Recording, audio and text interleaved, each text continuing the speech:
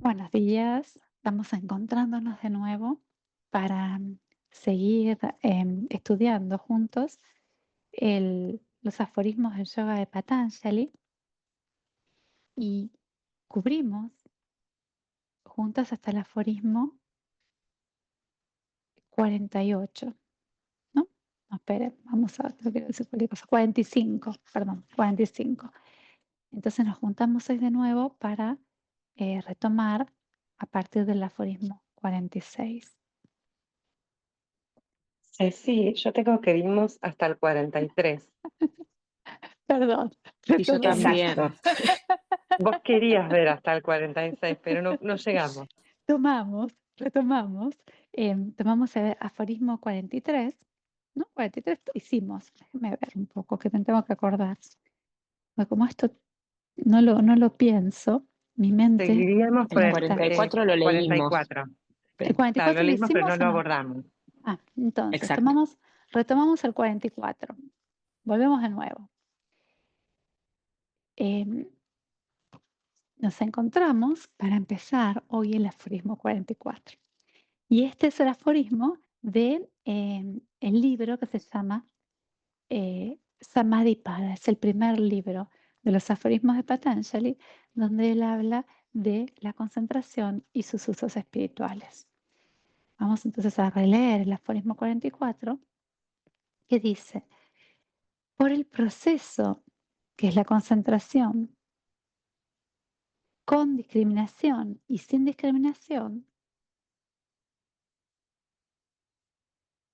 se explica también este camino. Está medio críptico, vamos a tener que volver un poquito para atrás. El último aforismo decía: el samadhi, sin razonamiento, se adquiere cuando la memoria se purifica y se libera de sus cualidades, expresando solo el significado de la meditación. Esto lo habíamos visto juntas, ¿no? Muy bien. Y ahora sigue y profundiza, el 44 no lo podemos ver solo, sino es incomprensible. A partir de esto, de hablar del samadhi, que no tiene un objeto, ¿no? Se purifica la memoria, ¿no? Se vacía de las cualidades de la mente inferior y solamente quedamos con expresando el significado de la meditación, del proceso de meditación. Y por este proceso, dice Patanjali, que es concentración, ¿no? Se puede pasar a formas más sutiles de meditación. Este aforismo es un poquito difícil porque es un nexo, es un aforismo puente. En realidad nos va a llevar a lo que él nos quiere explicar después en los aforismos 49, 45 a 49. Entonces nos vamos, ¿no? Nos vamos a pasar mucho tiempo porque generalmente cuando atravesamos un puente es para ir de un lugar a otro, no para quedarnos en el puente mismo. Es verdad que algunos puentes son muy lindos y ahora la gente pone todos esos candados en los puentes, ¿no? De todo el mundo. Pero bueno, los puentes son lugares de transición. Pero vamos a leerlo si les parece en español y después vamos a pasar el resto al aforismo 45. El 44 es así.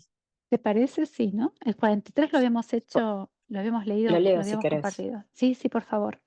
Bueno, el 43. El samadhi llamado sin interrogación se alcanza cuando la memoria está purificada o limpia de cualidades y solo expresa el significado del objeto de meditación.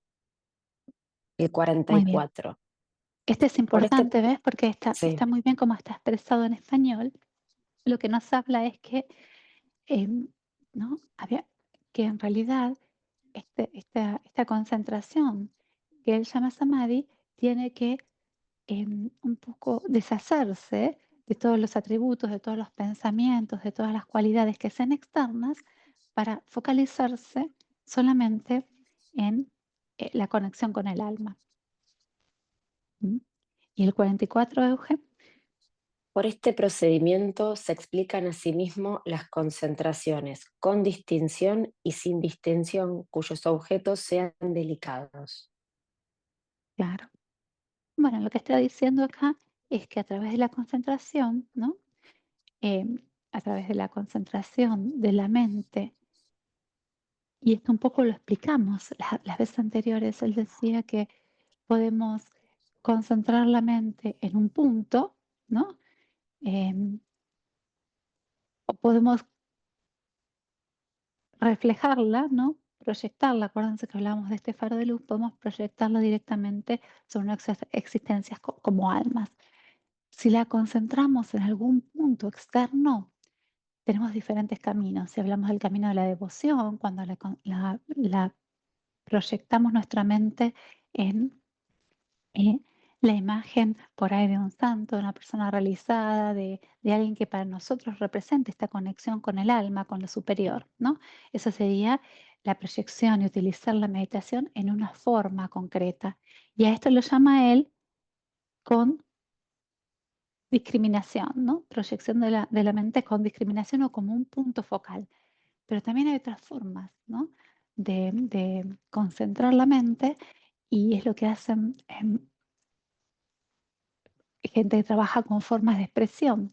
Y el arte también es un punto importante, por ejemplo, de manifestar el potencial del alma a través de poner la mente al servicio de la expresión de nuestra cualidad divina. Entonces hay gente, ¿no? Cuando decimos, uy, esta obra nos toca en nuestro ser interno, y puede ser a través de la música, puede ser a través de la pintura, puede ser a través de crear, ¿no? Una forma, a través de la escultura, bueno, todas estas formas de arte donde el artista concentra su poder creador en la expresión de su cualidad como alma, y la mente se transforma entonces en la asistente del alma a la manifestación de, de su cualidad, ¿no? Como esencia de alma. Todas estas formas de arte también nos llevan al contacto con lo divino, ¿no? Entonces, bueno, como ven, no solamente podemos concentrar em, nuestra nuestra mente al servicio, ¿no? Y reflejarla sobre el alma, sino que hay otras formas de concentrar la mente en procesos creativos a través de la expresión y de todas las formas del arte como expresión creativa del alma y a través de la devoción, ¿no? Y ahora lo que estamos activando en esta nueva era, que es esta era que empieza en Acuario, es la potencialidad de la mente superior en su aspecto de manas, eh, de traer realidades, de manifestar y de comprender y de abarcar realidades invisibles, ¿no? Y que se manifiesta en nuestra época mucho con todo el desarrollo de la ciencia, ¿no? Entonces, cuando la ciencia pasa de ser un objeto puro de interpretación a través de los sentidos y empezamos a entrar en dominios em, más abstractos de reflexión, eh, empezamos a desarrollar una ciencia también superior, que por ahora está basada en los sentidos, porque mismo todo el desarrollo de la física moderna, la física cuántica, ¿no? Que abrió tantas dimensiones de existencia paralelas a nuestra realidad material, finalmente toma, ¿no? Ya casi llegamos al punto donde no podemos, ¿no? Em, em, probar la existencia de las formas más intangibles de energía, ¿no? Y, y finalmente, cuando salimos del paradigma lineal cartesiano, ¿no? De un mundo manifiesto en tiempo y espacio, ¿no? Una coordenada, y empezamos a reflexionar sobre las formas más sutiles de existencia, llegamos al punto donde ciencia, religión y espiritualidad se unen, ¿no? Y uno cuando escucha hablar a muchos de los físicos cuánticos, ¿no? Finalmente llegan a tocar esto que llamamos la partícula divina. Y llegamos a un punto donde se fusiona em, la materia y el espíritu, se fusiona eh, la religión y la ciencia.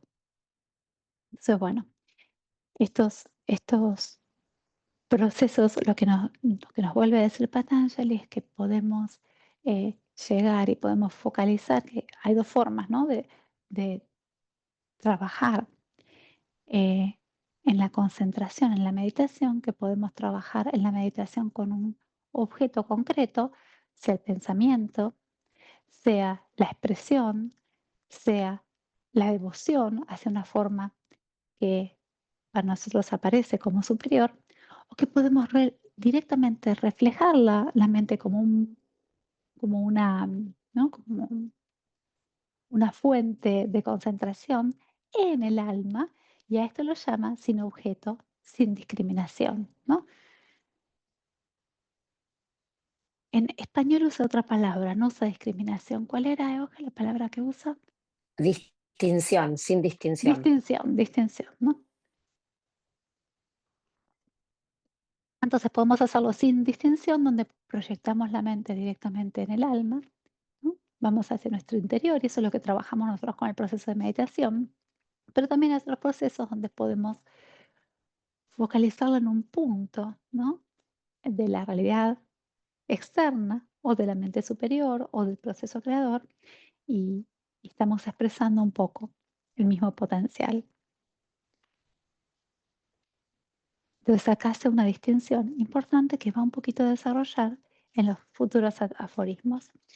Y el aforismo 45 dice, em, los objetos más pequeños, más finos, terminan en el pradana, ¿no? ¿Y cómo sería en español? Dice, los objetos delicados se resumen en pradana, dijiste. Pradana, Pradana, sí. P-R-A-D-H-A-N-A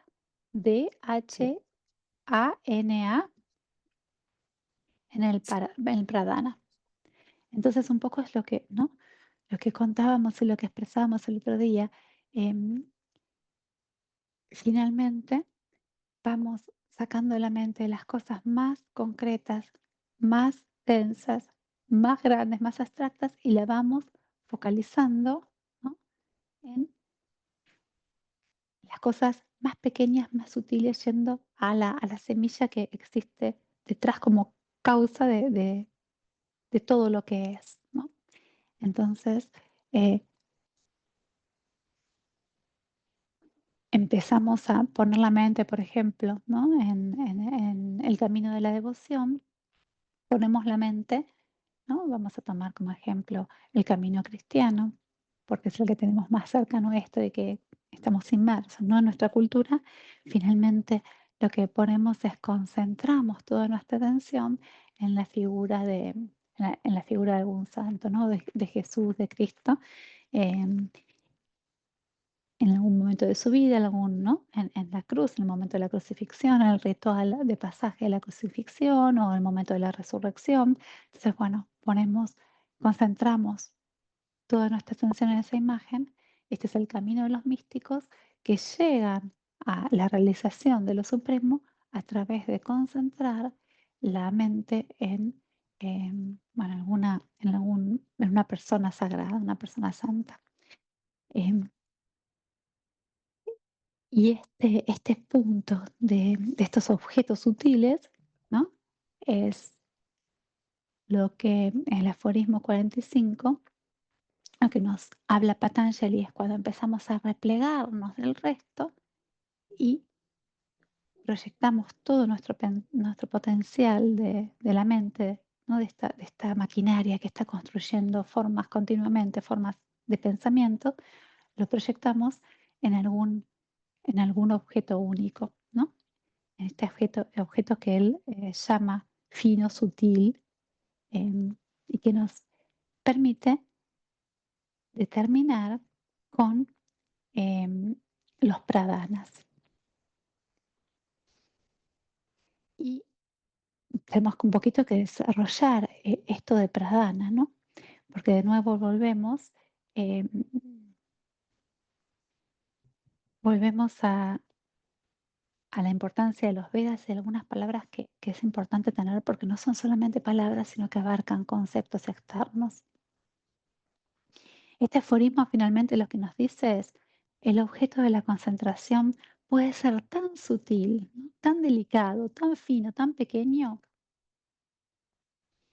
que casi nos acerca al estado de conciencia de la materia primordial.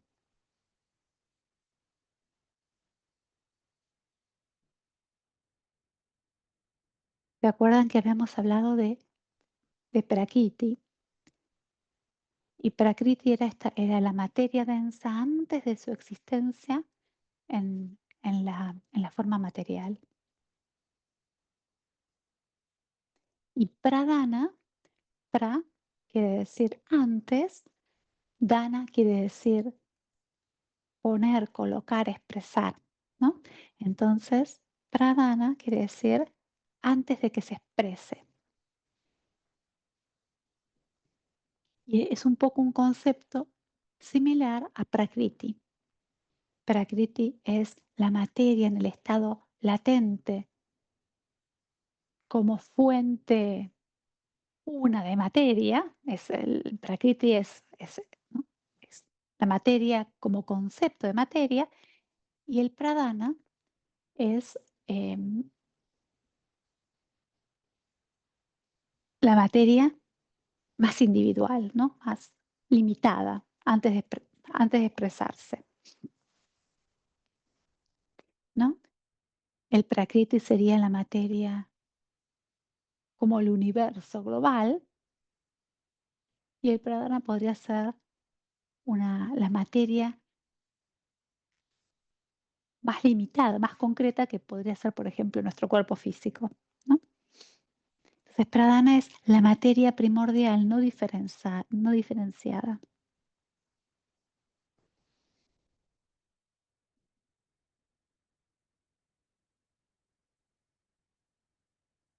Y que guarda con ella todas las potencialidades. Entonces nos dice, en este aforismo 45, nos dice Patanjali, finalmente, ¿no? Finalmente, aunque pongamos la concentración en un objeto externo físico, el hecho de ir concentrándonos cada vez más hasta llegar al punto central de existencia, nos conecta de nuevo con las características de aquello que no está manifiesto. ¿Está claro?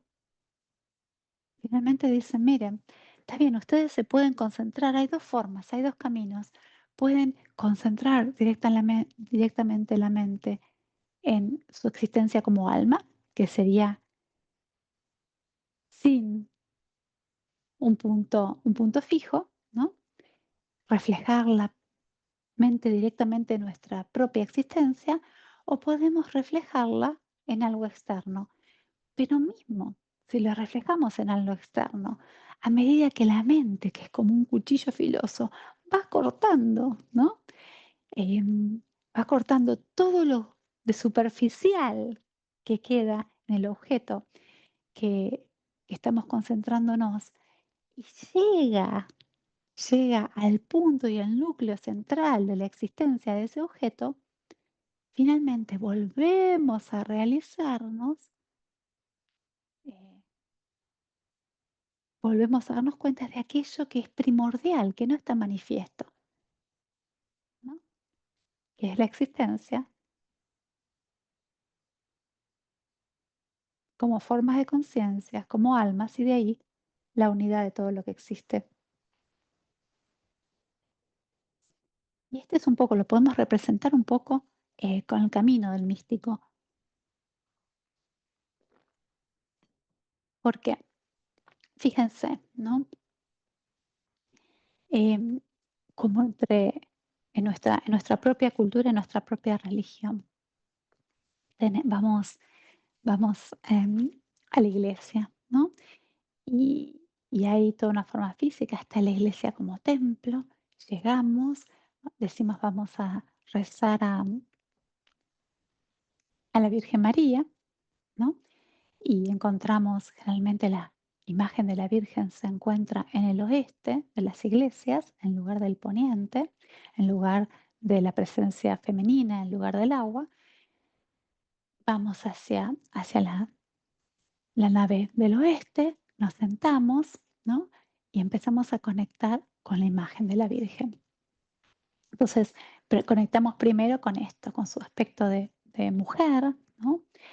Con las túnicas, cómo está vestida, ¿no? Con su origen hebreo, ¿no? Y a su vez con un poco su marginalidad ¿no? En su momento, ¿no? En el momento en donde se expresó, no estaba en el centro, ¿no? De la vida y al mismo tiempo no era de una clase privilegiada, ¿no? Con la sencillez y a su vez con la armonía y la grandiosidad de su manifestación, ¿no? Y vamos de a poquito, ¿no? Yendo de lo más grosero a lo más sutil, de haber entrado en el templo, de habernos preguntado dónde está la imagen de la Virgen, de habernos sentado frente a ella y vamos entrando, ¿no? A medida que entramos profundamente en contemplación sobre la imagen de la Virgen, vamos conectando cada vez con cosas más sutiles y pasamos de conectar con lo que vemos y su imagen física, pasamos a conectar con su cualidad como madre, ¿no? Con su función em, de sostén, ¿no? De la energía crística. Y cuando empezamos a entrar en estos dominios más invisibles, finalmente conectamos con su cualidad, ¿no? Divina de nutrición y con su aspecto de irradiación como alma. Entonces esto es lo que nos habla, lo que nos dice en este aforismo Patanjali. Nos dice, si empezamos a entrar en profundidad en cualquier objeto de meditación, finalmente vamos a llegar, ¿no? Dirigiéndonos a, a las cosas más sutiles, vamos a llegar de nuevo a aquella característica que es primordial antes de la manifestación. Entonces, mismo si empezamos a tomar un camino místico y utilizamos una figura sagrada, una figura trascendental, una figura de un maestro, de un santo, cuando empezamos a conectar en profundidad y vamos más allá de quién fue como personalidad, de su función con respecto al todo con el que trabajó, llegamos de nuevo a tocar este punto central que es la radiación que recibimos de su presencia magnética como alma. Entonces lo que nos dice Patanjali es, a través del camino de la concentración y la meditación, finalmente vamos despojando, ¿no? Las diferentes capas y llegamos al núcleo sagrado de existencia que nos manifiesto, ¿no? Se nos da una rosa, ¿no? Y en este proceso de ir con nuestra mente, acuérdense que la mente tiene un potencial de estudio, de contemplación y también de fragmentación y de disección. Eso es lo que hace la mente, es analiza, ¿no? Y para analizar tenemos que sacar las partes y comprenderlas. Esto es lo que hace la mente inferior. Entonces, empezamos a trabajar con la mente inferior y pasamos del análisis, que es, estudiar la realidad y recomponerla a través de dispersar sus partes, pasamos en un momento de este estudio, pasamos del análisis a la síntesis, donde la síntesis es el momento donde la mente inferior, que ya estudió la totalidad de las posibilidades y dividió la realidad hasta lo más chiquitito, se da cuenta que hizo el círculo de todo lo que existe como realidad externa. Y de a poquito empieza a dar lugar a la mente superior, que va a venir con la cualidad de síntesis. Ya no va a necesitar deconstituir la realidad para analizarla e interpretarla, sino que va a poder llegar a la semilla que hay en el interior, latente en el exterior de esta rosa, sin necesidad de destruir la rosa. ¿Está claro? La mente concreta destruye, ¿no? Y la realidad para analizarla. Fíjense, esto es lo que hace el camino de la ciencia, ¿no? Nos dicen, vamos a estudiar biología. Entonces nosotros como chicos decimos, qué bueno, voy a estudiar biología, voy a estudiar los animales vivos, ¿no? Qué maravilloso, me encantó, voy a mi clase de biología. Vamos a la clase de biología, vamos a estudiar los insectos. Estamos contentísimos. Y nos dicen, ahora hay que disecar este insecto, hay que desarmarlo todo. Vos decís, no, pero si yo quiero estudiar la vida del insecto. No quiero, ¿no? Quiero estudiarlo como en síntesis, ¿no? Y observarlo en toda la magnificencia, de la forma, de la naturaleza tan eh, poderosa que puso en la forma de los insectos, ¿no? Y toda esta posibilidad de trabajar en colmena como una unidad. Dice, no, tenés que agarrar la abeja y sacarle una antena, sacarle una pata, vamos a disecarla. Esto es lo que hace la mente inferior todo el tiempo, diseca la realidad para poder comprenderla. Y una vez que hicimos el círculo, nos damos cuenta que la magia, la vida, la potencia, la belleza de la naturaleza expresada a través del insecto no la vamos a encontrar si sacamos todas sus partes, ¿no? La mente inferior empieza a decir, necesitamos estudiar la síntesis, tenemos que ser sintéticos. La cualidad de la vida está en la maravilla de su expresión como vida, ¿no?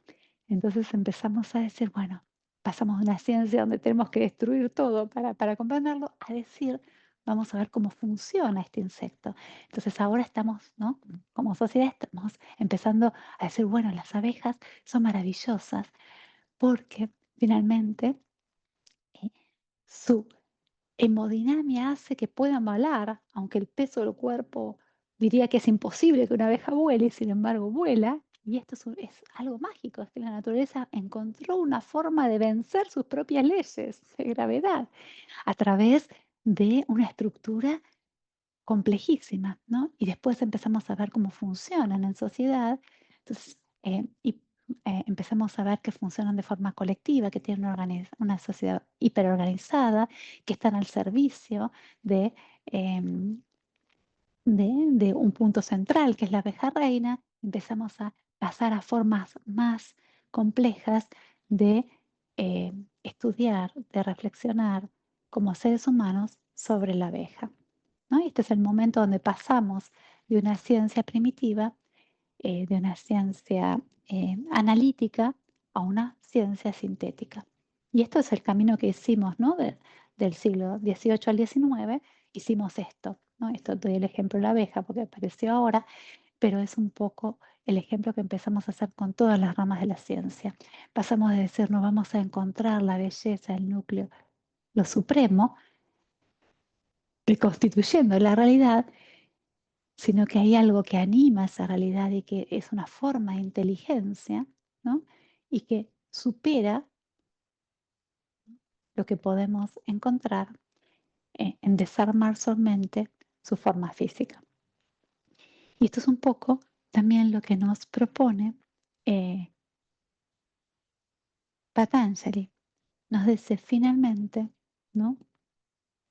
Tenemos que pasar del análisis y de la deconstitución de la realidad, que es típica de la mente inferior, de Chitta, cuando cumplimos todo el proceso de comprender, ¿no?, las partes y la forma concreta, empezamos a reflexionar, ¿no?, con una cualidad sintética, y esta cualidad sintética,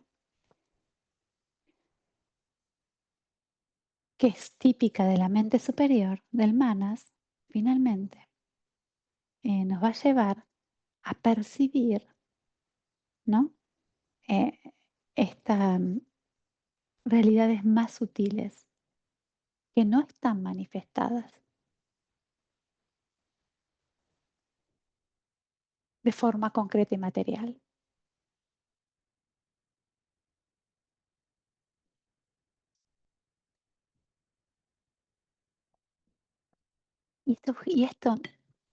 Este ejemplo de la abeja es importante, ¿no?, y tiene muchos aprendizajes. ¿Por qué? Porque de cierta forma nosotros como seres humanos tenemos una mente inferior, en chitas tenemos la mente superior en manas, pero estamos funcionando como unidades de existencia individuales. Todavía no tenemos una presencia colectiva. Sí, en una sociedad, nos organizamos en una sociedad, pero cada uno de nosotros tiene nuestro espacio de mente, ¿no? Nuestro espacio de percepción de la realidad y de interpretación. Compartimos plataformas donde interaccionamos colectivamente en procesos creativos, ¿no? En el arte nos fusionamos y de cierta forma creamos en conjunto, y también en la ciencia, ¿no?, donde tomamos de un colectivo de conocimiento para nutrirnos y después para llevarlo y empujarlo más adelante. Pero siempre funcionamos como unidades individuales, ¿no? Y esto en otras formas de expresión no es así. En el mundo de los insectos, ¿no?, cada abeja, volviendo ¿no?, a este insecto maravilloso, cada abeja funciona como una unidad individual, pero está en conexión con la colmena, está en conexión mental. ¿No?, es como nos decía Marigá, que preguntaba, pero entonces, ¿qué hay? ¿Un alma o hay muchas? No, hay las dos, ¿no? Hay una y hay muchas al mismo tiempo y no son contradictorias. Esto pasa un poco con la existencia del mundo de los insectos, que tienen la posibilidad de funcionar de manera individual y también de funcionar de forma colectiva.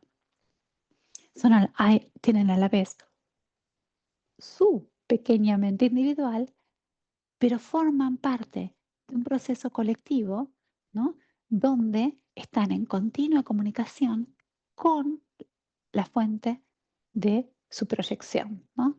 Si ellos son una pequeña proyección de luz, ¿no?, como una chispa, ¿no?, están en contacto con la colmena, con el fuego central que les está dando vida. Por eso tienen un modo de funcionar completamente colectivo, ¿no?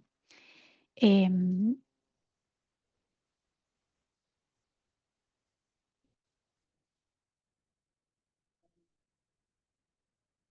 Nos fuimos por las ramas, pero volvemos.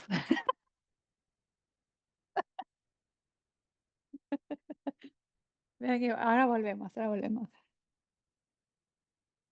Em, entonces, finalmente, lo que nos dice el aforismo 45 es que no importa por dónde entremos, si vamos al fondo, vamos a llegar a conectar con el pradana, con la realidad que existe fuera de la existencia material. Y esto es lo que está pasando ahora en la ciencia, ¿no? Llegamos a un punto donde dividimos completamente al átomo y dijimos, bueno, el átomo es la unidad esencial de la existencia, ¿no? y dividimos el átomo. ¿Y qué queda? Queda energía pura. Y empezamos a preguntarnos, pero entonces ya no podemos ser dualistas en nuestra concepción del mundo.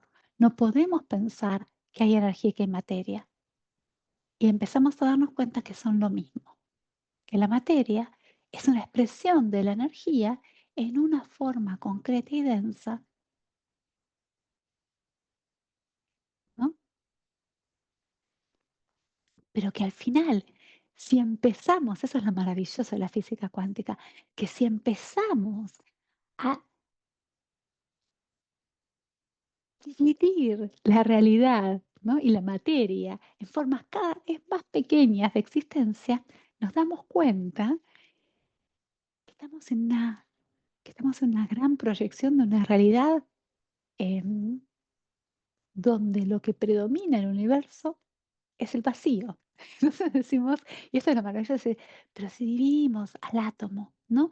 Y si llegamos a la forma esta mínima de existencia, donde tenemos un núcleo central, donde están los neutrones y los protones, y tenemos después los electrones que están girando en órbitas, eh, y entre estas formas básicas, ¿no? De elementos que ya son submateriales, porque el átomo es material, pero ya las formas que constituyen el átomo no tienen materia, tienen cargas, ¿no? Son neutras, son positivas, son negativas, pero no tienen partículas elementales, porque ellas son, el átomo es la partícula elemental. Entonces llegamos a esto y nos concentramos en esto y decimos, bueno, el universo finalmente es una manifestación de cargas y las cargas son una potencia energética. Y entonces decimos, ok, tenemos una potencia energética en el núcleo y distante, allá lejos, ¿no? Cuando lo miramos con estos microscopios atómicos, tenemos los electrones que están circulando. ¿Y qué hay entre el protón y el neutrón y el electrón? Vacío. Hay vacío. Entonces pasamos a ver que bien mismo dentro de nuestra constitución, ¿no? Fundamental, si tomamos nuestro cuerpo como unidad y hacemos este camino de la ciencia de análisis y disección y sacamos todos nuestros órganos y elegimos uno, vamos a elegir el hígado y distribuimos todas las células y tenemos todas las células hepáticas que se llaman hepatocitos y las desarmamos y empezamos a ver pequeños órganos y vamos a tomar que vamos a disecar ahora una mitocondria. Entonces, bueno, vamos a esta mitocondria que sabemos que es la fuente de la vida y que es un organismo adentro de la célula y que tiene un origen que no es humano, pero que nos parece una bacteria que está dentro de la célula, pero que nos permite respirar finalmente. Y vamos a decir, bueno, vamos a ver dentro de la mitocondria y tiene membranas. Vamos a ir a la membrana y nos ponemos en la membrana. Y después de la membrana, la mitocondria, decimos, si la membrana es una capa doble de fosfolípidos. Muy bien, vamos a ir al fosfolípido. Y este fosfolípido tiene una forma molecular. Muy bien. Y vamos a la forma molecular de esta fosfolípido y vemos que tiene un grupo de fósforos y que después tiene un grupo saturado de grasas. Y vamos a la grasa y llegamos a lo más íntimo de la molécula y llegamos al átomo de fósforo, ¿no? Estamos ahí con el átomo de fósforo y vemos el átomo de fósforo y vemos que finalmente tiene el núcleo, como todos los átomos, y tiene los electrones. Y en el medio de esto hay vacío. Y nos preguntamos, ¿cómo estamos proyectados en una realidad tan densa si finalmente lo que predomina en el universo es el vacío? A este vacío sobre el que nos estamos proyectando lo llamamos Mula Prakriti. Y el pradana es, de cierta forma, son conceptos, es el mismo concepto, ¿no? Y el pradana es un poco también esta, esta, este campo de expresión, ¿no? Que sostiene este vacío, que sostiene a la expresión. Es este vacío que sostiene al núcleo del átomo con el protón y el electrón, con el protón y el neutrón, y el electrón que está orbitando allá a distancias siderales, microscópicas, pero tan lejanas del núcleo. Y el universo es lo mismo que sostiene a nuestro Sol en nosotros como Tierra que está orbitando en medio del espacio. Pero,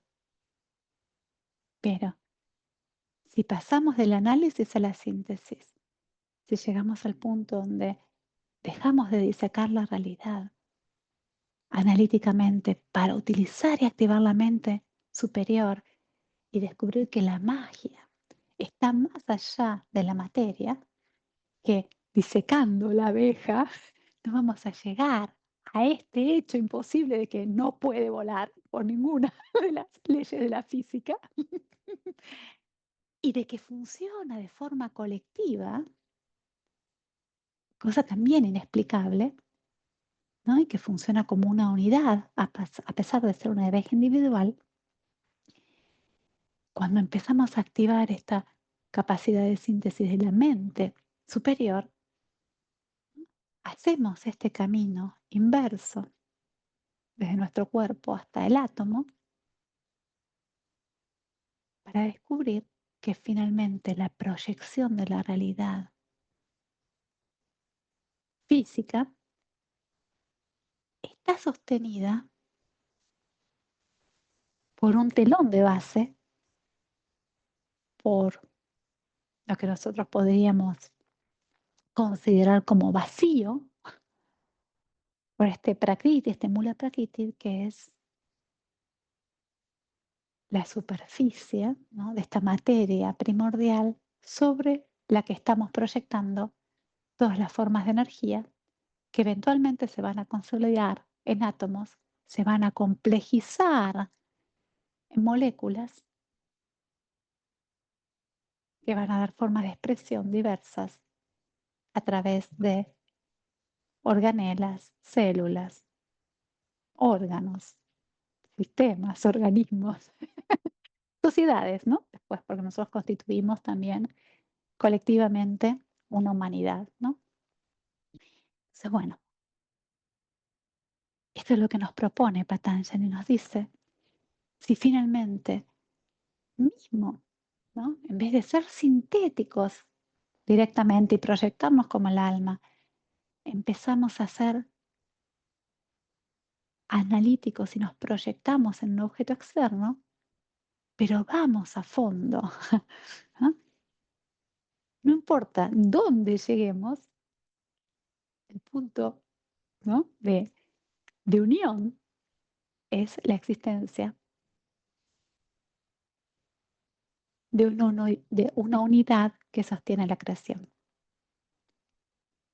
Cuando esta unidad está manifiesta, se la llama la Gran Madre. Cuando está no manifiesta, se le llama el Gran Padre, ¿no?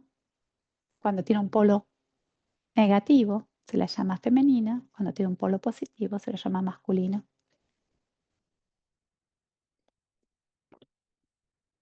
Finalmente, toda la creación, ¿no?, toda esta creación en este universo que conocemos, no podemos hablar de otras formas, porque seguramente debe haber infinidad de otras formas de expresión, ¿no?, de otras grandes entidades, pero en este universo la creación se hace a través de la polaridad, de los polos.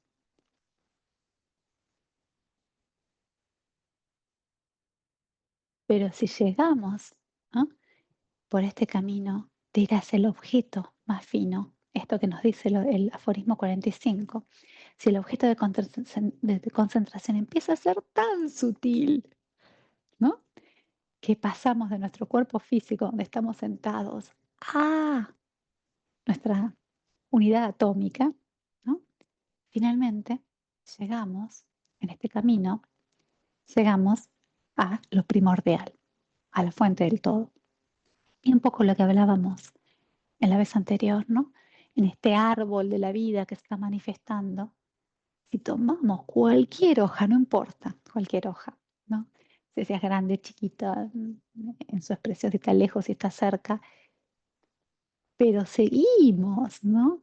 El hilo de savia que llega a la extremidad más distal de la hoja. Si seguimos esta línea energética de nutrición, ¿no? Que es la salvia, vamos a llegar finalmente al núcleo central del árbol de la vida, vamos a llegar a la unidad de la existencia.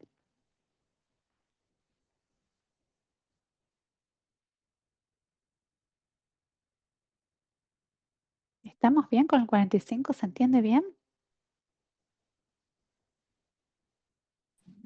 Sí, perfecto. Tenemos un montón más de herramientas hoy en día. Imagínense, ¿no?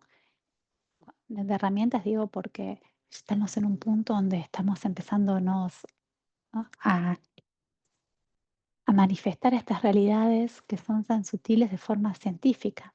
Antes no podíamos hacerlo a través de la materia, teníamos que hacerlo a través de otras formas. Por eso, en el pasado, ¿no? En épocas menos avanzadas, menos iluminadas de la humanidad, eh, el buscador tenía que ser místico, porque la ciencia no le permitía llegar a comprender la realidad de una forma como podemos ahora. Por eso estamos pasando, ¿no?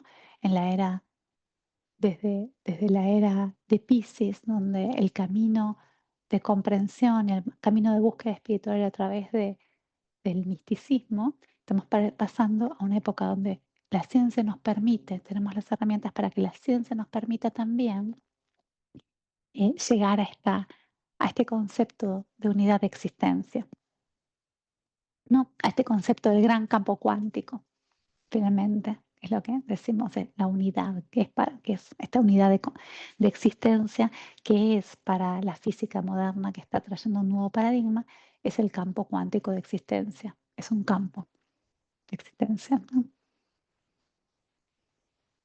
Donde se manifiestan las cargas y esas cargas se organizan por polaridades de atracción y repulsión en átomos.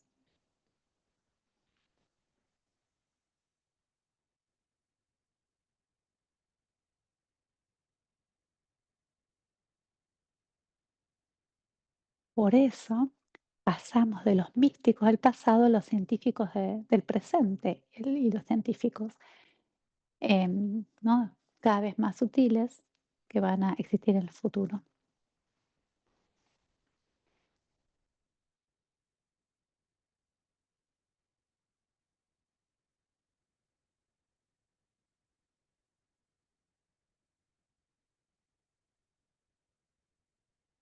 Las, es aprendí un tiempo bastante sobre eso, ¿no? Porque yo siempre me preguntaba por qué tenía que estar trabajando en ciencia, ¿no? En ciencia o en medicina, bueno, en lo que hago. Yo quería más que nada estar ahí me parecía más divertido estar en la aquelarre, ¿no? Con todas las brujas cantando. Entonces me mostraban una y otra vez que las brujas del pasado son las científicas del presente, ¿no? Uno tiene que adaptarse al momento que le toca. Entonces las curanderas del pasado, ¿no? Las brujas, los curanderos, los chamanes del pasado, estamos ahora en esta versión actualizada trabajando en laboratorios. ¿No? Estamos ahí, estamos trabajando. Se nos sacó de el círculo de chamanes y se nos puso a desarrollar la mente también para impulsar a la sociedad y estamos trabajando ahora en ciencia, ¿no? Es otra perspectiva de la misma realidad. Entonces, volvemos y vamos a pasar ahora al 46. El 46 nos dice un poco lo mismo. Esta concentración está en la semilla, ¿no? ¿Cómo está, Euge? Estas concentraciones son con semilla. Exactamente. Poco es lo que nos decía, ¿no? Son los dos caminos. Estamos en un universo dual, tenemos para elegir O ponemos el alma directamente, ponemos la concentración directamente en el alma, que es difícil, porque, ¿no? Eh, Entrar en el vacío, comprenderlo con nuestra pequeña mente individual, ver el vacío directamente, ¿no? Nos desintegra, nos pone ante el riesgo, el miedo, el peligro de nuestra propia desintegración personal. Pero haciendo el camino, no desde nuestra unidad como cuerpo, hasta nuestra existencia como conjuntos de átomos, de cierta forma mantenemos nuestra existencia individual. Entonces, vuelve a decir de nuevo que la concentración puede ser en el absoluto, ¿no? O puede ser en cualquier objeto externo. Pero cualquier objeto externo, eh, si llegamos verdaderamente a la semilla de su existencia, vamos de nuevo a encontrar a la unidad de existencia, a la unidad de conciencia.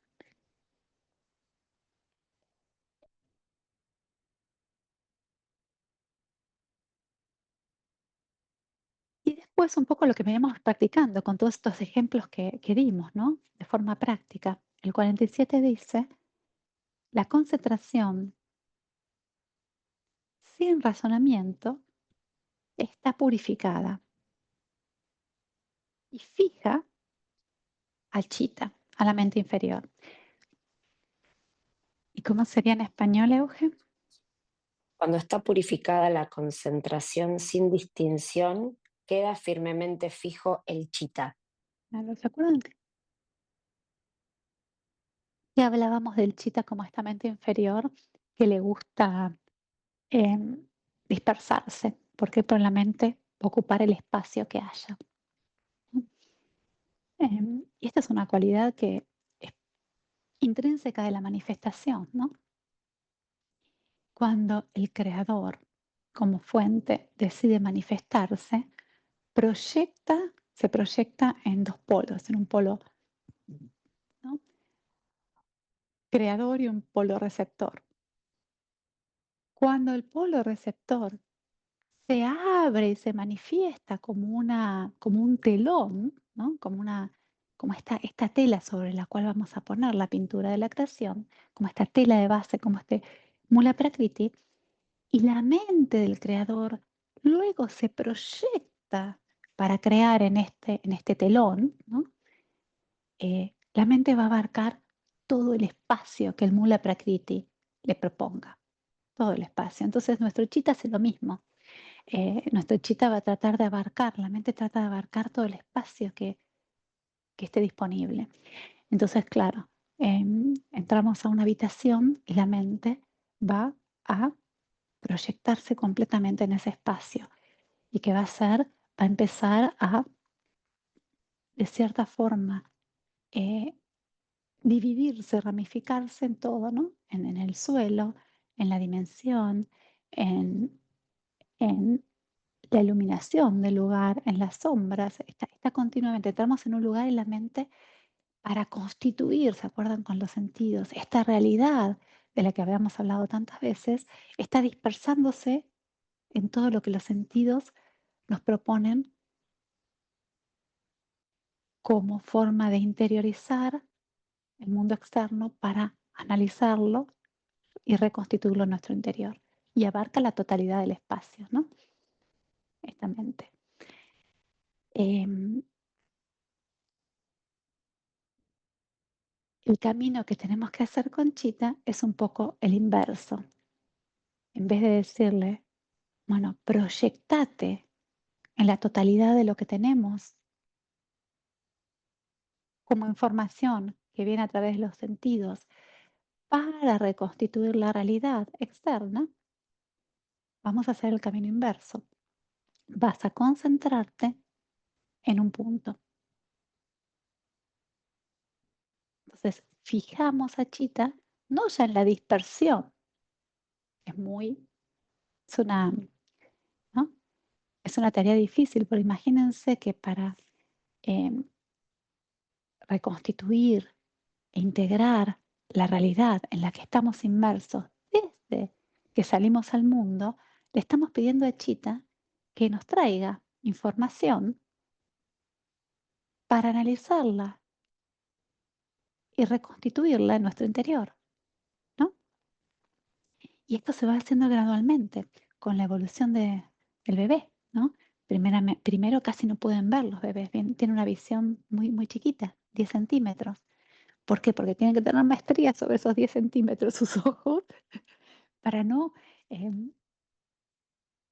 ser completamente tomados y sumergidos por esta realidad tan compleja. Entonces vamos desarrollando, ¿no?, los sentidos de forma gradual. Uno de los sentidos más primitivos es el sentido que es químico, y químico puro con la materia, es el olfato y el gusto, ¿no?, que son remanentes de estas señales de transmisión entre organismos unicelulares, ¿no? El gusto, sobre todo, que está vehiculizada por el elemento del agua, es, ¿no?, esta señal química primitiva que recibe un organismo unicelular que lo va a traer, ¿no?, hacia la fuente de nutrición o de lo que sea, ¿no? Y es vehiculizada por el agua.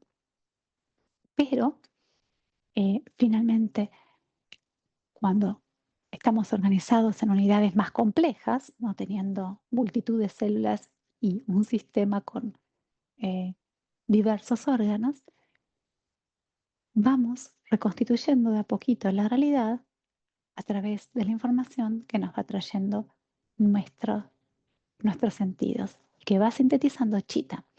Entonces, ¿qué pasa con pobre Chita? Que la entrenamos durante años y años y años a ser hiperactiva, estar siempre en el exterior, corriendo de un punto a otro, ¿no?, para poder tener una versión de la realidad lo más fidedigna posible.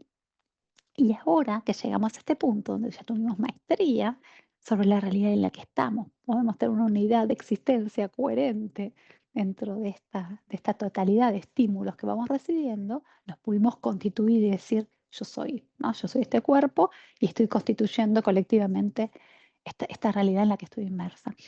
Una vez que la tuvimos hiperactiva y entrenándose durante años y decenios, a Chita, nos sentamos a meditar y decimos a Chita, ahora no hagas nada. Chita dice, no, yo no, puedo hacer de todo, menos nada, ¿no? Esto no puedo hacerlo. Entonces, ¿qué tenemos que hacer? Le tenemos que dar una tarea que ya no sea de dispersión, sino que tenga que utilizar toda su potencialidad para ir en profundidad. Le decimos, Chita, yo sé, sos muy buena en eh, traer información sobre puntos directos y sintetizarla. Ahora la tarea es otra, es focalizarte en un punto único. Entonces tenemos que reentrenar a Chita para esto. ¿Por qué? Porque nos sentamos a meditar, le decimos a Chita, medita en este punto, vamos a meditar en la presencia de María y su radiación. Entonces estamos ahí sentados en la iglesia, ¿no?, ante la imagen de María, y queremos conectar con esta potencia, ¿no?, de nutrición de madre, esta cualidad del universo manifiesta a través de la imagen de María. Y Chita nos empieza a decir, vas a llegar tarde. Tanta concentración, pero vas a llegar tarde a tu próxima reunión. Está un poco fría la iglesia, no te trajiste el pullover. Te olvidaste de llamar a tu abuela que te llamó ayer. Pues, Chita, no, volvamos, volvamos, ¿no? Que Chita, cuando le decimos, concéntrate en este punto y anda a fondo, vuelve a lo que sabe hacer, que es extenderse y abarcar la totalidad, ¿no? Entonces el camino que nos propone Patanjali, que él llama esta concentración en un punto, es verdaderamente, los primeros pasos tienen que ver con entrenar a Chita a que no solamente se disperse, sino que se centralice. Ese es el primer punto. Entonces, cuando Chita está fija, ¿no?, y dijo, está bien, puedo no solamente ser abarcativa, sino puedo ser profunda, la comprensión de un punto, ¿no? Y no abrirme siempre como un abanico, sino, ¿no? Pasar de ser, esto lo hablamos ya una vez, pasar de ser un foco de luz disperso a ser un haz de luz láser, ¿no?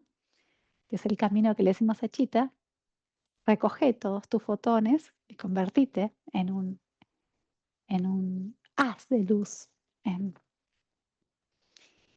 único. La fijamos en un punto. Recién ahí podemos pasar a lo que Patanjali nos cuenta como concentración.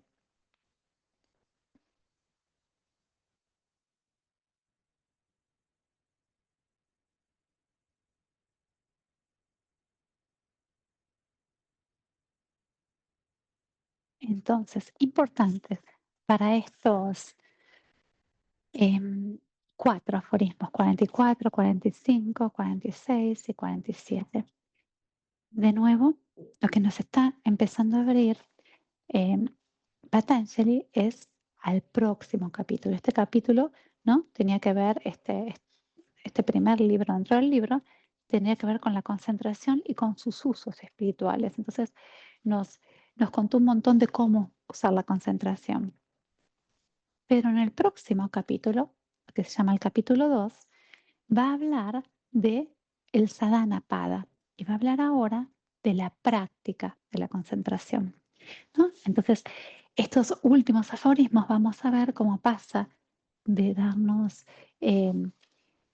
todo un marco teórico de lo que es el uso de la concentración a darnos claves para empezar a practicar. Y a partir de este aforismo 44 nos empieza a hablar de la concentración, cómo puede ser una concentración sin un punto fijo o con un punto fijo, y que cuando estamos expresados y manifiestos en esta realidad, tener un punto de concentración nos ayuda a que Chita no tenga que ir directamente al vacío, sino darle algo con lo que trabajar, ¿no?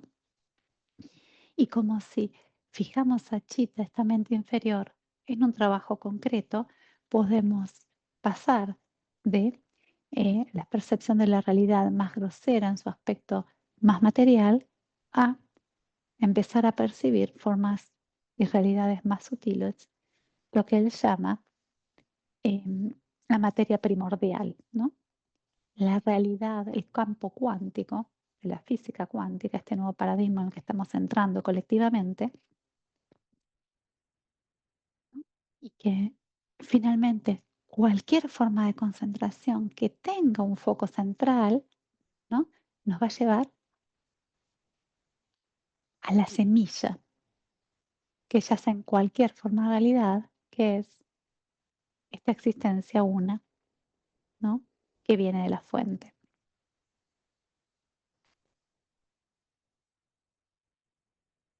Y que cuando fijamos a Chita, a esta mente hiperactiva, en un punto,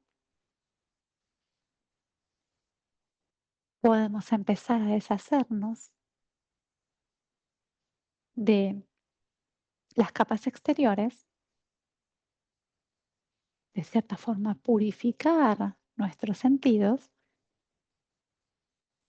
para que empecemos a percibir con estos mismos sentidos en una funcionalidad superior, no solamente los sonidos manifiestos, sino los sonidos sutiles, que empecemos a ver no solamente en esta realidad proyectada, sino en realidades invisibles, que empecemos a tener sentidos paralelos para percibir realidades que no están solamente proyectadas en la materia.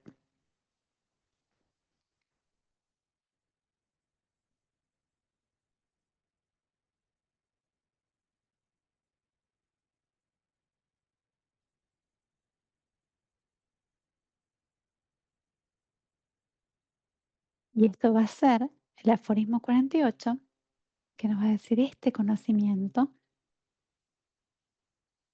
A este conocimiento le llamamos conocimiento verdadero o conocimiento lleno de verdad, ¿no? Empezamos a acceder a conocimientos que no son puramente materiales. Y ahí vamos a dejar, para la vez anterior, vamos a retomar para la vez próxima, vamos a retomar el 48 para tratar de terminar en el próximo encuentro. Bueno, ¿cómo vamos? Desde la abeja hasta el campo cuántico. Nos hacen pasar por una diversidad de conceptos.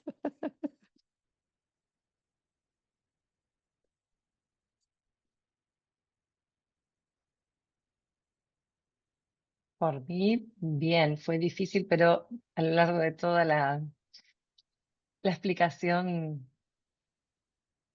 creo haberlo entendido. Y sobre todo es difícil cuando salto 3 aforismos y no los explico, ¿no? Entonces, Es que empieza son así, bastante difíciles evidentemente. estos últimos.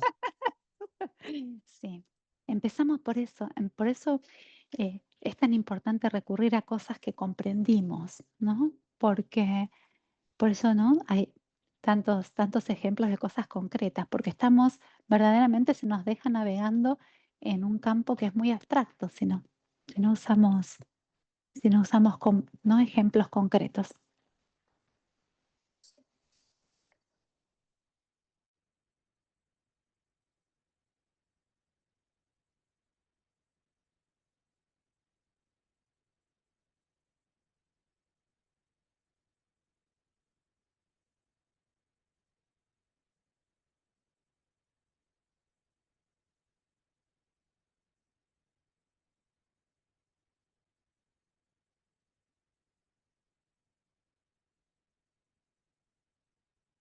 Y a veces la realidad material es la que nos sorprende, ¿no?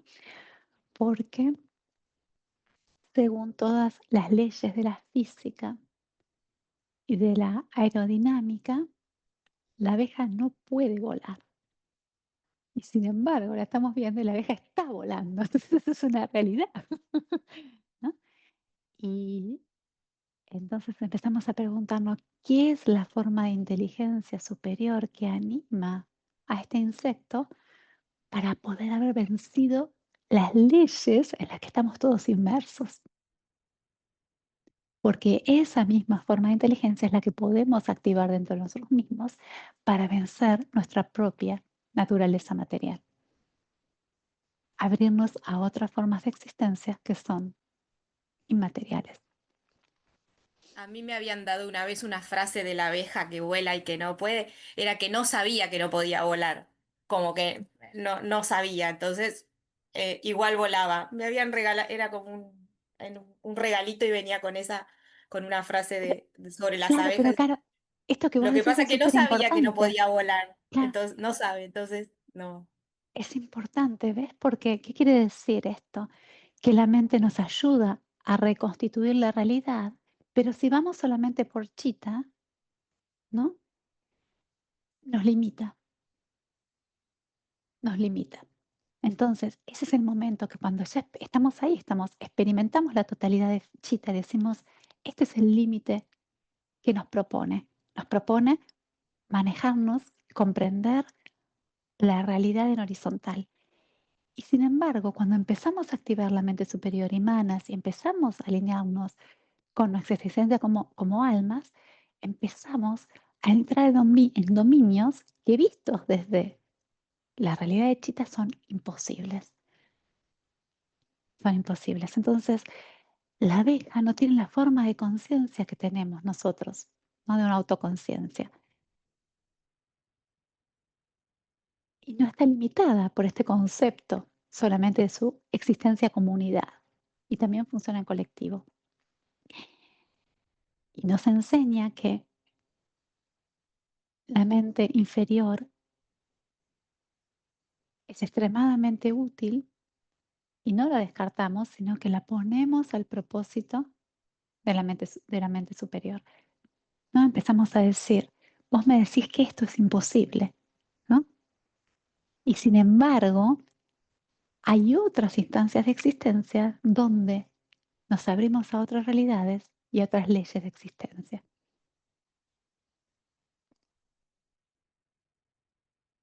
Entonces sí, este hecho de, ¿no? de decir, bueno, la vieja no sabe, es porque funciona de forma por ahí no autoconsciente, pero en otras realidades que van más allá de la mente concreta.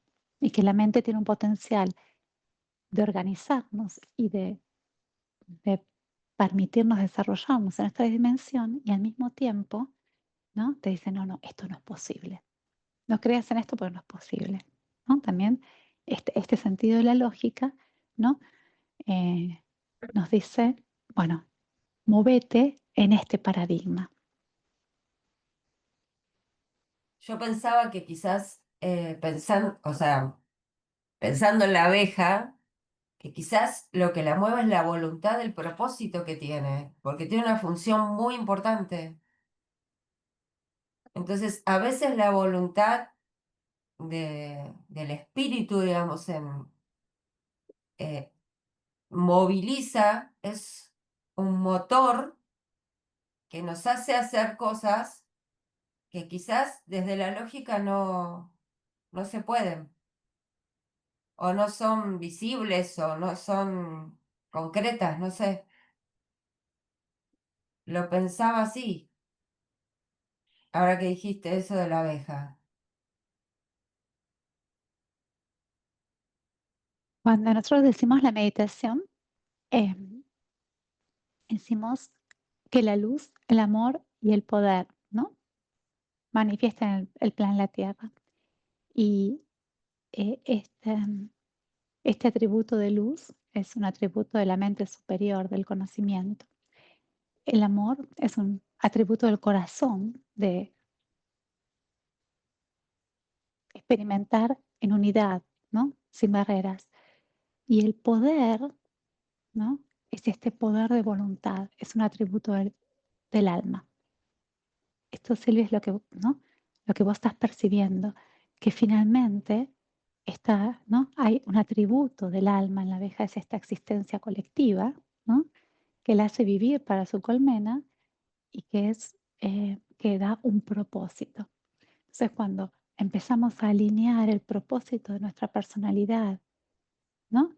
Empezamos a vivirnos y experimentarnos como alma, se activa este poder de voluntad superior, ¿no? Que nos hace, de cierta forma, expresar, vivir, realizar, crear, ¿no? Manifestar cosas que son imposibles. No, no es posible, ¿no? Porque no estamos eh, moviéndonos en una realidad concreta de la materia y de la mente inferior, sino que estamos empezando a vivir una existencia como almas, donde las leyes que rigen son otras. Entonces, vistas desde el plano de, de un mundo materialista, no es posible. Que involucra un propósito colectivo. O sea, El propósito único finalmente es el propósito de este ser del que somos parte, que estamos manifestándonos. claro, Y de ahí hay ¿no? El propósito se ramifica, pero finalmente, ¿no? Cuando empezamos a alinearnos con un trabajo interno, empezamos generalmente a trabajar bajo el propósito de algún guía maestro y estamos alineados con el propósito de nuestro planeta, con el propósito, ¿no? Hay formas crecientes de expresión y cuando empezamos a pensar ya no en forma individual, sino en forma más colectiva, podemos contactar con el propósito de nuestra raza como humanidad, con el propósito de la Tierra como el vehículo de experiencia en el que estamos, y, y seres que tienen conciencia supraterrestre empiezan a conectar con el propósito de lo que es nuestro sistema solar, nuestra galaxia, ¿no? Y es como un poco lo que hacemos en nuestro grupo, ¿no? alineamos cada uno su propósito, y vamos alineándonos al propósito un poco mayor, y esto de en el viaje, ¿no? Creo que es, y donde nos damos cuenta que cosas que parecían locas suceden, y creo que un poco eso es, somos unas pequeñas intentos de abeja, trabajando nosotras juntas, juntos, para un propósito mayor también. En las escuelas de misterios, la abeja es un símbolo muy importante, ¿no? Tenemos tu Porque tarjetita de abeja alguna. sí, exactamente. Y es un símbolo, sobre todo, bueno, creo que viene de la fusión gnóstica de entre los misterios de Isis y después el mundo moderno en la ciudad de Alejandría, donde hay todavía, ¿no?, en los mundos invisibles escuelas de misterio muy activas y tiene esto el símbolo de la abeja, ¿no? Como poner nuestro propósito individual en función de un propósito colectivo a través de una vida de servicio.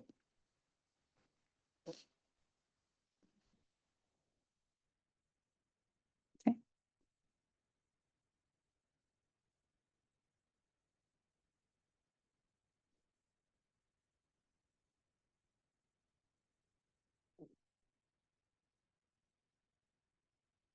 Pero ¿estamos bien? ¿Llegamos? ¿Estamos todas en el 48? ¿O alguna se nos quedó en alguno? Tenemos que ir a buscar alguno en un aforismo anterior. A veces pasa, porque cuando uno va caminando en equipo, ¿no? No es lo mismo hacer la peregrinación en Luján solos y ir en bicicleta, que decir, no, no, vamos a ir en equipo. De repente llegaste a una parada y te diste cuenta que uno se te quedó 2 paradas atrás. Tenés que reconectar y traer a todos, ¿no? ¿Estamos todos bien? ¿Todos se entienden hasta ahora? Todos estos conceptos.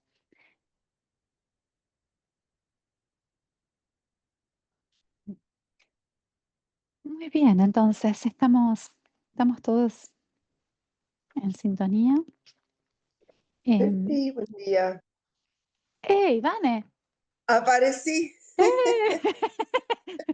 Te manifestaste, qué sorpresa. Te manifestaste. Sí, yo trabajo en otro, tengo otro espacialidad, pero estoy. Una preguntita chiquitita, no es una duda, sino una curiosidad de la vez pasada, cuando hablaban de las almas. A mí me quedó la duda, ¿las almas se renuevan o somos una determinada cantidad de almas en el...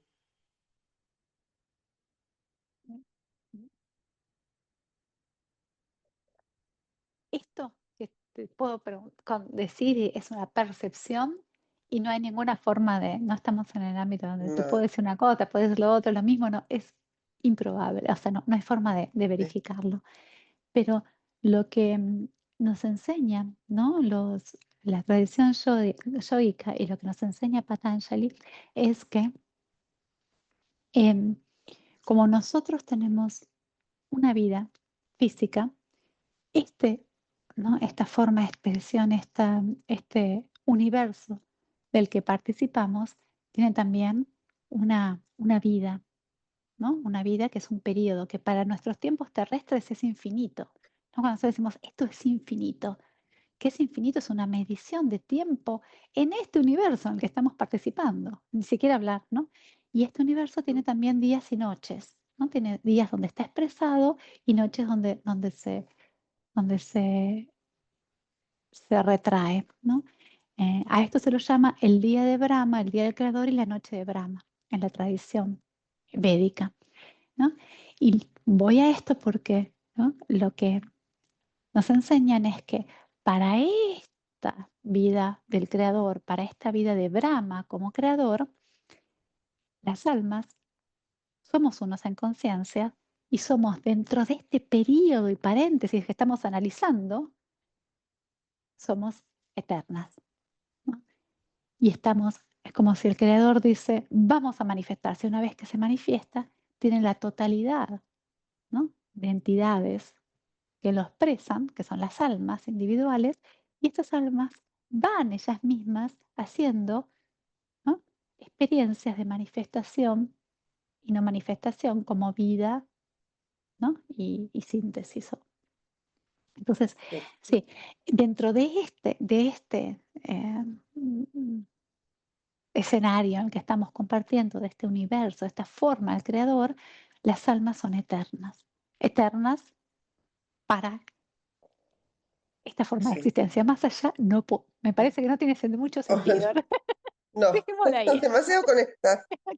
Pero sí, el alma es el viajero que empieza el viaje con el creador y el objetivo de este viaje es autorrealizarte, ¿no? Vos transformarte también en una entidad creadora. Ujú.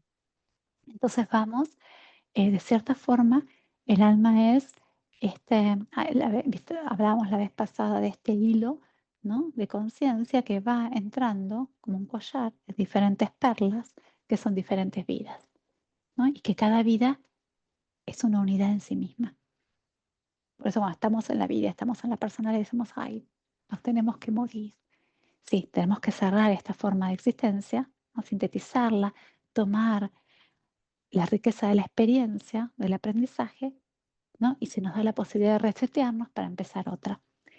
Hasta que dejamos de vivir como personalidades, entonces no estamos proyectados en la perla, estamos proyectados en la unidad de conciencia. Entonces ahí podemos tener continuidad de conciencia, porque estamos en el hilo central que une todas las perlas, y proyectarnos en la existencia según lo que necesitemos, pero no estar limitados por la temporalidad de esta manifestación. Estos son los que llamamos maestros, que viven en el trasfondo y pueden expresarse a voluntad en esta realidad cuando hay un propósito que cumplir.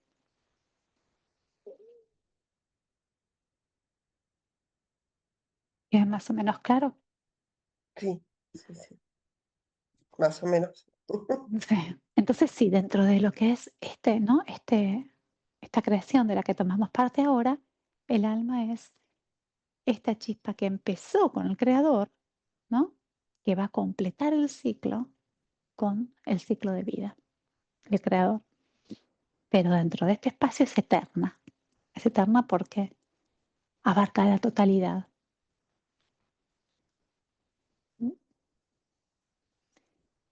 Después, las preguntas, ¿no? ¿Están todas las almas creadas o no? Bueno, es más complejo porque las almas en realidad se crean por grupos de almas, ¿no?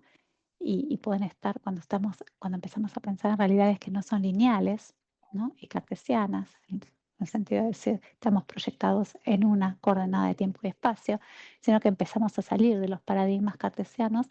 El tiempo no existe, podemos estar proyectados, si estamos en un momento, en una paradigma de no tiempo, eh, estamos al mismo tiempo en múltiples espacios proyectándonos, ¿no? Bueno, entonces hay toda una cantidad de cosas que empiezan a aparecer que desestructuran nuestra lógica. Eh, pero bueno, vamos a dejarlas para más adelante. Ceci, hay una peli que se llama Todos en el mismo lugar al mismo tiempo. Y un poco como que, sí, cuenta esta historia de salir de la misma línea temporal y espacial en una familia, ¿no? Entonces, bueno, van cambiando los roles. Es súper gráfica para entender un poquito esto que estás Todos al contando. mismo tiempo. ¿Cómo Todos se en el mismo llama? lugar. Y es una familia y, bueno, es divertida también, pero van cambiando hasta de roles a lo largo de la peli, digamos. Como tienen la posibilidad de entrar y salir. Es muy difícil de explicarla, pero un poco plantea esto de salir del ámbito temporoespacial. Es interesante esto, André, porque de cierta forma, ¿no? En lo más práctico de nuestra cotidianidad, sí venimos a esta realidad como con grupos, ¿no? Como grupos de almas y em, y también con roles definidos para activar el aprendizaje en el otro, ¿no? Entonces decir, bueno, yo voy a esta experiencia de vida voy a practicar eh, esta cualidad. Entonces el otro que encarna con vos con este propósito de ayudarte, te hace de espejo. Y esto es la base de todo lo que son las constelaciones familiares, ¿no? Eh, entonces te pasas toda una vida diciendo, ay, pero por favor, tengo que lidiar con que ya me viene, me ejercita mi paciencia, pero no puedo más porque me lleva al límite. Y en realidad, ¿no? Lo que pasa es que es tu gran maestro. Entonces se pusieron de acuerdo y dices, ¿sabes qué? Yo ahora, ¿no? Como vos querés, por ejemplo, ser corredor maratonista, yo voy a ser tu coach esta vida, pero te voy a llevar al límite, porque vos querés correr la maratón, sí, quiero correr la maratón. Entonces te voy a empujar al límite. Entonces encarnas con los dos y este coach que tenés al lado te hace, ¿viste? Te lleva al límite de vos mismo, donde decís, casi te quiebra y te hace decir, no puedo más, yo no puedo más, ¿por qué es tan exigente conmigo? ¿Por qué se...? Y finalmente es que hay un acuerdo de base, ¿no?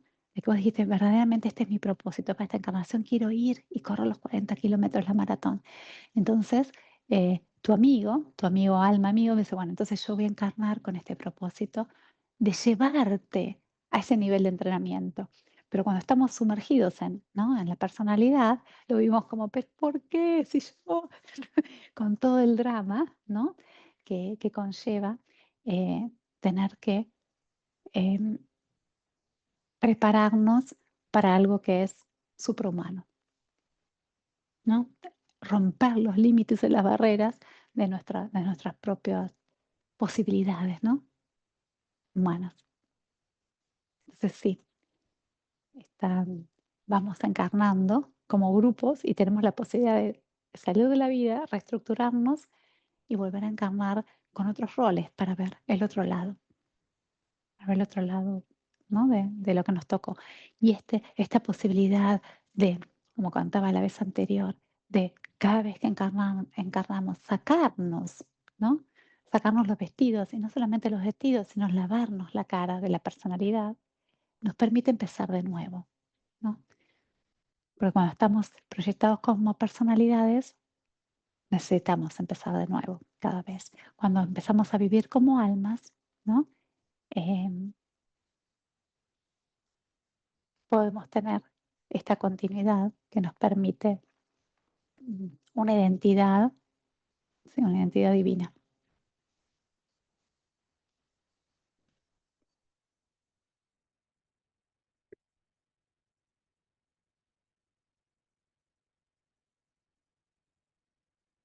Muy bien, chicas, vamos a cerrar porque siempre finalmente aparece algo más, ¿no?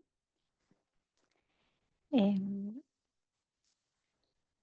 Nos encontramos entonces domingo que viene. Vamos a ver si terminamos o no. Esperemos que pueda empezar por el 48. Creo que sí. Ahora me voy a poner una marquita acá. Vamos a poner, la semana que viene es el 2 de noviembre, 2 del 11. Y, y seguimos adelante. Y ya cerrando el primer capítulo. Este capítulo es fundamental porque nos pone en un paradigma. Entonces, como que hay que ir a fondo para estar seguro que lo comprendemos, este paradigma. El próximo capítulo, que es sobre la práctica, se basa, ¿no? Es como el primer capítulo, preparamos el terreno para la construcción del templo. Y en la práctica empezamos a practicar, empezamos a poner los pilares del templo. Pero era importante, ¿no? Ir a fondo con el primer capítulo porque em, necesitamos herramientas para después comprender la práctica, ¿no? El Samadhi-pada nos da estas herramientas para ponernos en esta cosmovisión y comprenderla a fondo. Vane, justo antes que llegaras, estábamos un poco hablando del trabajo que estás haciendo y cómo estás poniendo todo este material y toda esta información en escrito y que bueno, hay como una síntesis de cosas para para que podamos ir reviendo juntas, así que voy a tratar de hacerlo en las próximas semanas para que el material esté completo. Y también contábamos que en unas semanas, creo, cuando llegue el momento, van a empezar a publicarse también em, los videos en Anima, que nuestro amigo Joan los reeditó y los sintetizó un poco y los puso en un formato también de Anima. Así que vamos a tener un formato en video y también, bueno, vamos a ver qué destino, ¿no? Si lo dejamos para el grupo, o si lo hacemos también extensivo, le damos a todo lo que vos, Van, estás trabajando, con Romy también, ¿no? Romy también, que está por ahí, están trabajando en esto, que es un montón de trabajo. Así que quería compartirlo con el grupo. Ceci, ¿cómo Sí. está accediendo Joan a los videos? ¿Tiene acceso al Drive? Porque yo no recuerdo haberlo puesto. No, yo se los mando. Cuando se los mando a ustedes para publicar, les mando también a él el Zoom, y hasta ahora se los iba mandando para que él hiciera lo que quisiera. Y ayer le pregunté, ¿y John, qué estamos haciendo acá? Me dice, no, están todos ya editados, los vamos a empezar a publicar en 2 semanas. Ah, sí, sí. Qué Yo bueno. se los mandaba porque imagínate, ¿qué amigo puede tolerar escucharte 1 hora y media cada semana?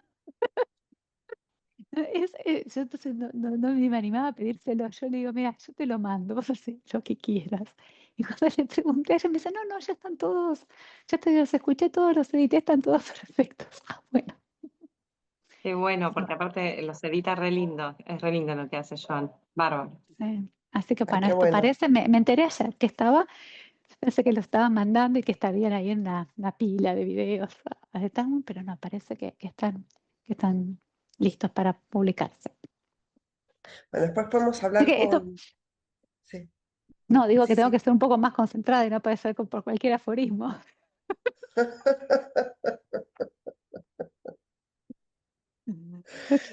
Sí, se complica a veces.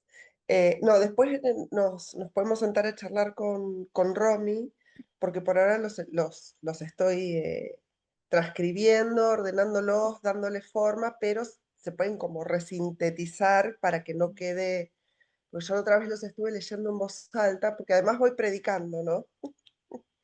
Con los textos, se los voy leyendo a gente, depende de dónde estén.